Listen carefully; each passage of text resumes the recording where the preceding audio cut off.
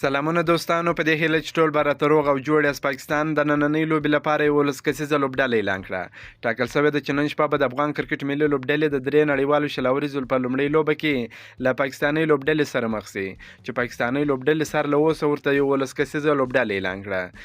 د پاکستان لوبډل مشر شاداب خان اعلان وکړ چې نننۍ لوبه کې به سایم ایوب، محمد حارث، عبدالله شفیق، طیب طاهر، اعظم خان، عماد وسیم، فهیم اشرف، نسیم شاه، زمان خان، احسان الله او په خپل دی ولوبېږي. شاداب خان ویلي دي چې د افغانستان سره به یو ښه او زبردسته لړۍ پیل سي چې نندارچیان به هم ترې خوند واخلي. ده وویل چې کرکټ د شریفو خلکو لوبه د دوی به په ښه روحیه لوبه کوي. هغه وایي د افغان لوبډلې یو شمېر لوبغاړي په نړیوالو لیګونو کې لوبېږي چې د شلوريزو لوبو یو ښه لوبغاړی لري او په خپله راشد خان هم یو زبردست او ولډ لوبغاړی دی. دا لوبلړۍ به نوره هم سخته وي.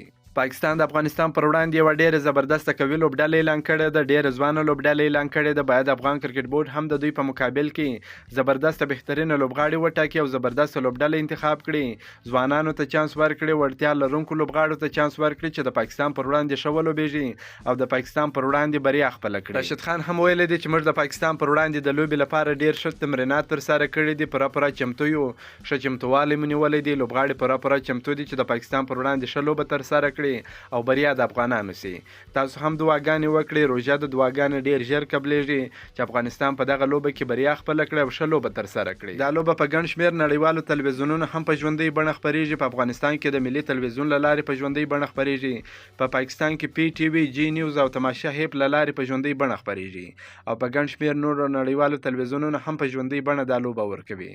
دا لوبه د پاکستان پر وخت پر 9 بجې ماښام پیلېږي او د افغانستان پر وخت پر 8:30 بجې پیلېږي.